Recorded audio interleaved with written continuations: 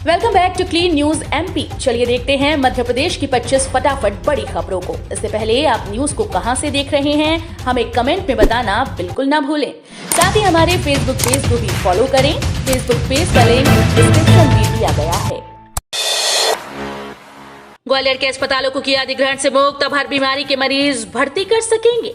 Corona के case 100 से नीचे आते ही स्वास्थ्य सेवाएं पटरी पर लौटने लगी। जिले में अब कोरोना मरीजों के लिए जेएएच के टीबी वार्ड में 100 बेड और एमपीसीटी कॉलेज के 50 बेड आरक्षित रखे। अब बाकी सभी अस्पताल अन्य बीमारियों के मरीजों को भर्ती कर सकेंगे। सरकारी अस्पताल में कोरोना के 5 और निजी में 8 मरीज भर्ती हैं, जबकि जिले में महज 600 एक्टिव केस बचे हैं। दूसरी लहर से सबक ले चुके शासन प्रशासन ने इस बार बेड, ऑक्सीजन, दवाओं का स्टॉक ज्यादा मात्रा में कर रखा था। दूसरी लहर के मुताबिक तीसरी लहर कमजोर रही। इस बार महज 1 सैकड़ा मरीज ही अस्पताल पहुंचे, बाकी ने घर पर ही आसानी से कोरोना को हरा दिया।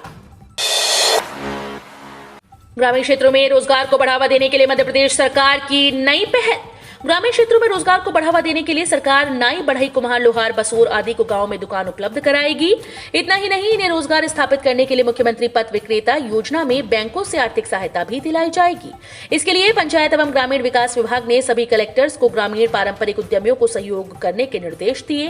विभाग के प्रमुख सचिव उमाकांत उमराव का कहना है कि ग्रामीण क्षेत्र में रोजगार के अवसरों की कोई कमी नहीं, इन्हें व्यवस्थित किए जाने की जरूरत है। एमपी कर्मचारियों के लिए बड़ी खबर, 24 घंटे के अंतर किया जाएगा राशियों का भुगतान, इन्हें मिलेगा लाभ। मध्य प्रदेश के अधिकारी कर्मचारियों के लिए बड़ी खबर है। दरअसल मध्य प्रदेश के अधिकारी कर्मचारियों के परिजनों के लिए राज्य शासन के द्वारा बड़ी घोषणा की गई, जिसके मुताबिक अब कर्मचारियों के निधन के दिवस ही उनके परिजनों को एक्स ग्रेशिया की राशि का भुगतान कर दिया जाएगा, जबकि बीमार कर्मचारियों के अग्रिम भुगतान को लेकर भी सरल नियम तय कर दिए गए। दरअसल मध्य प्रदेश अधिकारी कर्मचारी संयुक्त मोर्चा जबलपुर जिला अध्यक्ष ने इस बात की जानकारी दी। उन्होंने कहा कि जिला कोषालय अधिकारियों ने आश्वासन दिया है कि कर्मचारियों के निधन के दिवसीय उनके परिजनों को एक्स ग्रेशिया की राशि का भुगतान किया जाएगा। भगवान राम और आदिवासियों के बीच रिश्ते बताएगी मध्य प्रदेश सरकार, 11 जिलों में होगा आयोजन। मध्य प्रदेश में इस बार नर्मदा उत्सव पर 11 जिलों में निर्झरणी महोत्सव आयोजित किए जाएंगे। इस बार के नर्मदा उत्सव के दौरान सरकार लोगों को भगवान राम और आदिवासियों के बीच के रिश्ते बताएगी। निर्झरणी महोत्सव के दौरान सरकार भगवान राम और आदिवासियों के बीच की अनूठी कड़ी को प्रदर्शित करेगी। राज्य के संस्कृति और पर्यटन विभाग के प्रमुख सचिव शिव शेखर शुक्ला ने बताया कि उत्सव के दौरान गोंड और बैगा जनजाति के अलग अलग नृत्य, आध्यात्मिक संगीत कार्यक्रम और अवधी संगीत कार्यक्रम होंगे। नर्मदा कथाओं पर आधारित आदिवासी चित्रों की प्रदर्शनी, रामायण में वर्णित वन विवास पात्रों पर केंद्रित फोटो प्रदर्शनी भी दिखाई जाएगी। एमपी में हिजाब पर लगेगा बैन। मध्य प्रदेश के स्कूल शिक्षा मंत्री इंदर सिंह परमार ने हिजाब को लेकर बड़ा बयान दिया। कर्नाटक के स्कूल्स में हिजाब को लेकर चल रहे विवाद के बीच स्कूल शिक्षा मंत्री परमार ने मंगलवार को कहा कि हिजाब यूनिफॉर्म का हिस्सा नहीं है। यदि प्रदेश में ऐसा कहीं हो रहा होगा तो इस पर पाबंदी लगाई जाएगी। स्कूल शिक्षा मंत्री ने कहा कि देश में योजनाबद्ध तरीके से शिक्षा को गलत तरीके से पेश करने की कोशिश की जा रही है।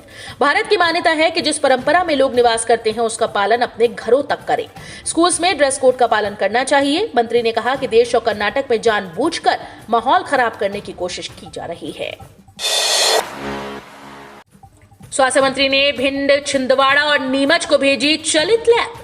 रोजमर्रा के खाने पीने की चीजों सहित तमाम खाद्य पदार्थों में मिलावट की जांच करने के लिए अब एमपी में 15 चलित प्रयोगशालाएं ऑन स्पॉट टेस्टिंग करेंगी। अब तक इंदौर और ग्वालियर रीजन में 2-2 मोबाइल लैब सहित सभी 10 संभागों में कुल 12 चलित प्रयोगशालाएं काम कर रही हैं। मंगलवार को स्वास्थ्य मंत्री डॉक्टर प्रभुराम चौधरी ने 3 जिलों भिंड, छिंदवाड़ा और नीमच को चलित प्रयोगशालाएं हरी झंडी दिखाकर रवाना की। 10 रुपए में आम लोग अपने खाद्य पदार्थ में मिलावट की जांच करा सकेंगे। इंदौर, ग्वालियर, जबलपुर में फूड एंड ड्रग्स की लैब का 85% काम पूरा। स्वास्थ्य मंत्री डॉक्टर चौधरी ने बताया कि इंदौर, ग्वालियर और जबलपुर में औषधि एवं खाद्य प्रशासन विभाग की प्रयोगशालाओं के निर्माण का कार्य 85% के लगभग पूरा हो चुका है। ट्रांसफार्मर, बिजली लाइन फॉल्ट से परेशान किसान, अब हर माह अभियंता करेंगे सुनवाई। ग्रामीण इलाकों में बिजली की समस्याओं को लेकर आ रही शिकायतों को लेकर भारतीय किसान संघ का प्रतिनिधिमंडल पूर्व क्षेत्र कंपनी के प्रबंध संचालक से मिला, जहां उन्होंने ट्रांसफार्मर समय पर नहीं बदलने, लाइट फॉल्ट से बिजली सप्लाई बाधित होने जैसी तमाम समस्याएं बताई।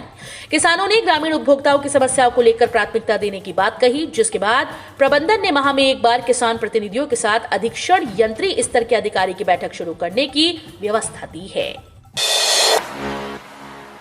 मध्य प्रदेश में रैपिड किट से जांच में 2% से भी कम मिल रहे पॉजिटिव। प्रदेश में रैपिड टेस्ट में कोरोना की संक्रमण दर यानी जांचे गए सैंपल्स में पॉजिटिव का प्रतिशत 2 से नीचे है, जबकि रैपिड और आरटी-पीसीआर मिलाकर हर दिन के संक्रमण दर 6% से ऊपर। रैपिड किट से पॉजिटिविटी रेट 3 गुना तक कम होने के बाद भी प्रदेश में हर दिन 6000 से ज्यादा सैंपल रैपिड एंटीजन किट से जांचे जा रहे हैं। जबलपुर हाईकोर्ट ने सूर्य नमस्कार की अनिवार्यता के खिलाफ जनहित याचिका निरस्त की। हाईकोर्ट ने आजादी के अमृत महोत्सव अंतर्गत सभी शैक्षणिक संस्थाओं में सूर्य नमस्कार की अनिवार्यता को चुनौती देने वाली जनहित याचिका निरस्त कर दी। मुख्य न्यायाधीश रवि मलिमठ व न्यायमूर्ति पुरुषेंद्र कुमार कौरव की युगल पीठ ने अपने आदेश में साफ किया कि जिस आयोजन को चुनौती दी गई थी वो समाप्त हो गया है, लिहाजा जनहित याचिका सारहीन और अपोषणीय हो गई है। ऐसे में इस पर आगे सुनवाई जारी रखने का कोई औचित्य शेष नहीं रह गया। भोपाल निवासी कांग्रेस विधायक आरिफ मसूद ने जनहित याचिका के जरिए सूर्य नमस्कार के आयोजन और उसमें हिस्सा लेने की बाध्यता को चुनौती दी थी। बड़ी खबर, मौसम में आएगा बदलाव, शीतलहर के बाद मिलेगी ठंड से राहत।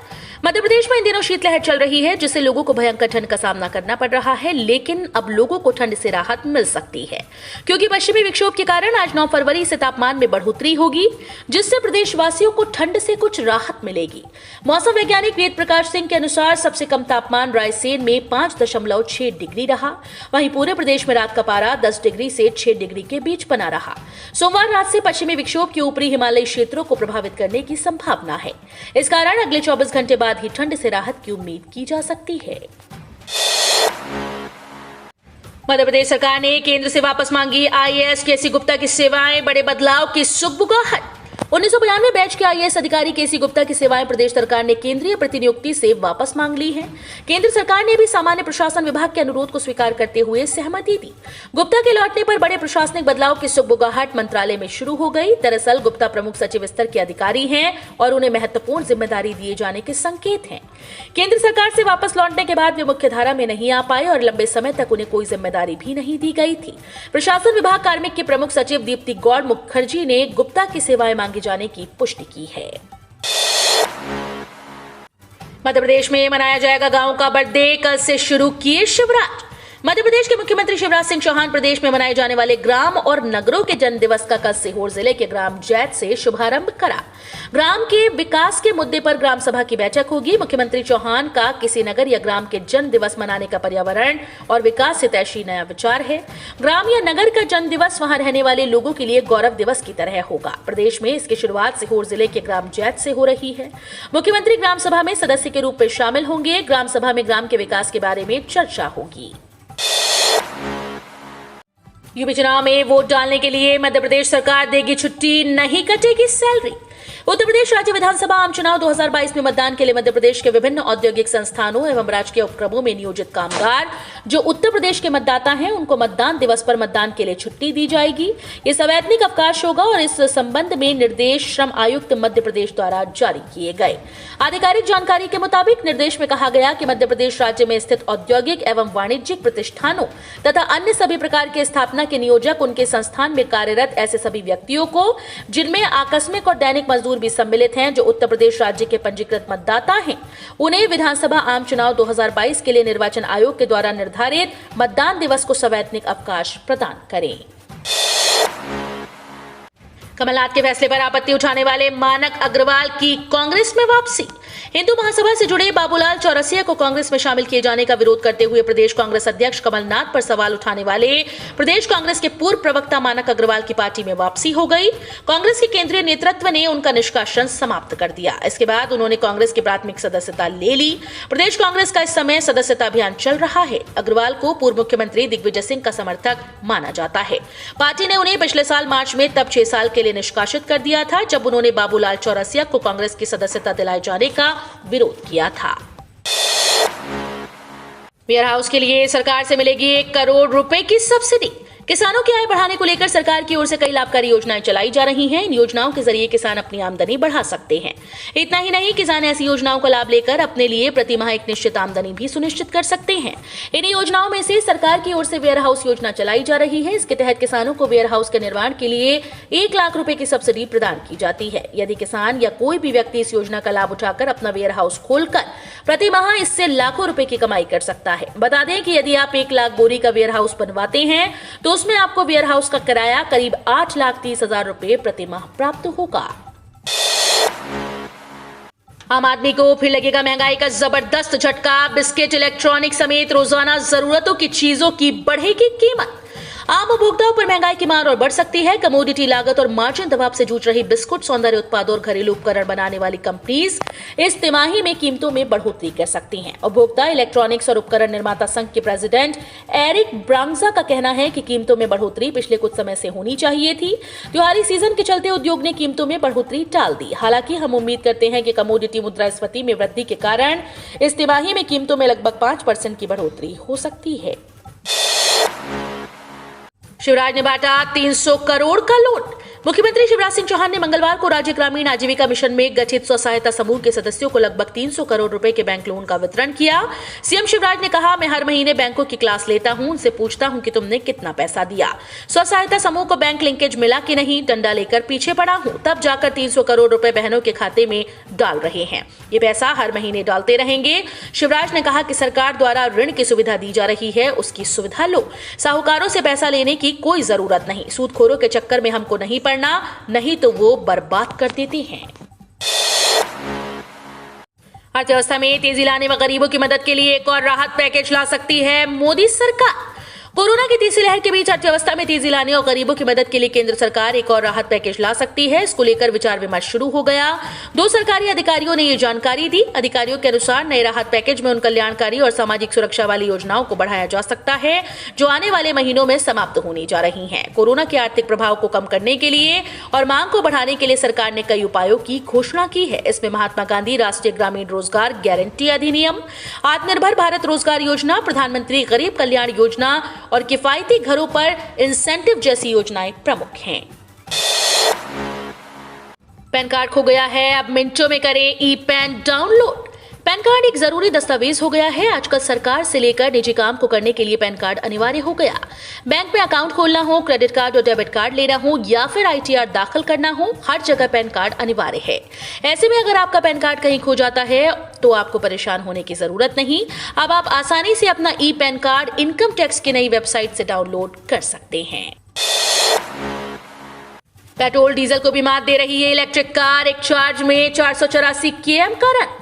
भारत समेत दुनिया भर के कई देशों में इलेक्ट्रिक गाड़ियों की मांग लगातार बढ़ रही है। नॉर्वे में तो पिछले महीने एक इलेक्ट्रिक स्पोर्ट्स कार नहीं, बाकी पेट्रोल और डीजल गाड़ी बिक्री के मामले में पीछे छोड़ दिया। यहाँ जिस इलेक्ट्रिक कार की बात चल रही है वो पोर्शे टाइकन है। पोर्शे में नॉर्वे में जनवरी में कुल 185 गाड़ियां बेची, जिसमें से 181 टाइकन EV हैं। कार निर्माता की कुल बिक्री में 98% योगदान के साथ ये दुनिया भर के किसी भी बाजार में लॉन्च होने के बाद से टाइकन की सबसे बड़ी उपलब्धि है। नॉर्वे में जनवरी में कुल 175 पेट्रोल और डीजल गाड़ियों की बिक्री हुई। पेट्रोल डीजल के नए रेट जारी। 77 रुपए प्रति लीटर है डीजल और पेट्रोल 83 रुपए। कच्चे तेल के भाव करीब $93 प्रति बैरल होने के बावजूद चुनावी मौसम में राहत है। घरेलू स्तर पर आज जारी मंगलवार को लगातार 96 दिन भी पेट्रोल और डीजल के दाम में कोई बदलाव नहीं हुआ। पेट्रोलियम कंपनीज द्वारा कल जारी नए रेट के मुताबिक कल भी देश में सबसे सस्ता पेट्रोल 82.96 रुपए लीटर के हिसाब से पोर्ट ब्लेयर में बिका, तो डीजल भी यहाँ 77.13 रुपए प्रति लीटर है। वहीं महानगरों में मुंबई में पेट्रोल सबसे महंगा 109.98 रुपए लीटर और दिल्ली में सबसे सस्ता 95.41 रुपए है। वहीं पेट्रोल भोपाल, जयपुर, पटना, कोलकाता, चेन्नई और बेंगलुरु में 100 के पार है। भोपाल, इंदौर, ग्वालियर, जबलपुर में सोना स्थिर, चांदी सस्ती। मध्य प्रदेश में सराफा बाजार में कल यानी 8 फरवरी 2022 दिन मंगलवार को सोने की कीमतों में कोई बदलाव नहीं हुआ, जबकि चांदी की कीमतों में गिरावट देखने को मिली। राज्य में 1 किलोग्राम चांदी के दामों में 100 रुपए की दर से गिरावट आई। गोल्ड और सिल्वर के दाम कम होने से लोग सोने और चांदी के दामों में निवेश करने की योजना बना रहे हैं। इंदौर में 24 कैरेट सोना 48,580 रुपए और 22 कैरेट सोना 46,270 रुपए प्रति 10 ग्राम पर बिक रहा है, तो वहीं 1 किलोग्राम चांदी 64,900 रुपए पर बिक रही है।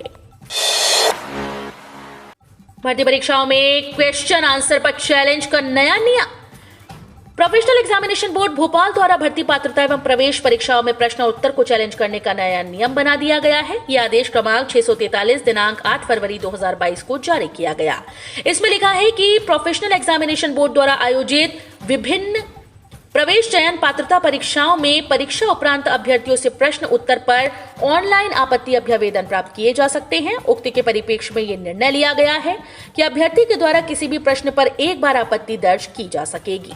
एक बार आपत्ति दर्ज होने पर उस प्रश्न को विषय विशेषज्ञों के द्वारा विस्तृत रूप से परीक्षण कर निर्णय लिया जाएगा। अच्छी खबर, आपकी बेटी को सरकार की इस स्कीम में मिलेंगे पूरे 15 लाख रुपए। केंद्र सरकार की ओर से देश के सभी वर्गों के लिए कई खास स्कीम चलाई जा रही हैं, जिसके तहत आप पैसा इकट्ठा कर सकते हैं। आज हम आपको केंद्र सरकार की सुकन्या समृद्धि योजना के बारे में बताने जा रहे हैं, जिसमें सिर्फ 250 रुपए लगाकर आपको पूरे 15 लाख रुपए मिलते हैं। इस स्कीम में आप अपनी बेटी की पढ़ाई या फिर शादी के लिए एक बड़ा फंड बना सकते हैं। इसकी अच्छी बात यह है कि आपको पूरे 21 साल तक पैसे जमा नहीं करने होते। अकाउंट खोलने से लेकर 15 साल की उम्र तक ही पैसे जमा किए जा सकते हैं, जबकि बेटी के 21 साल की उम्र तक उन पैसों पर ब्याज मिलता रहेगा। इस समय सरकार इस स्कीम पर खाता धारकों को 7.6% की दर से कंपाउंडिंग ब्याज का फायदा दे रही है। संयुक्त अरब अमीरात में महिलाओं को शादी से पहले करवाना होगा एक टेस्ट, जानिए वजह। संयुक्त अरब अमीरात में महिलाओं को शादी से पहले एक टेस्ट करवाने को कहा जा रहा है। हेल्थ एक्सपर्ट्स का मानना है कि ये उनकी सुरक्षा के लिए जरूरी है। Abu Dhabi health services company SEHA ने कहा कि औरतों को विवाह से पहले ह्यूमन पेपिलोमा वायरस का टीका और इसका टेस्ट करवाना चाहिए, जिससे गर्भाशय के कैंसर के खतरे को रोका जा सके। SEHA ने कहा कि सर्विकल कैंसर को जागरूकता से कंट्रोल में किया जा सकता है। तो ये थी आज की 25 फटाफट बड़ी खबरें। अगर आपको न्यूज पसंद आई हो तो वीडियो को लाइक और शेयर जरूर करें। धन्यवाद।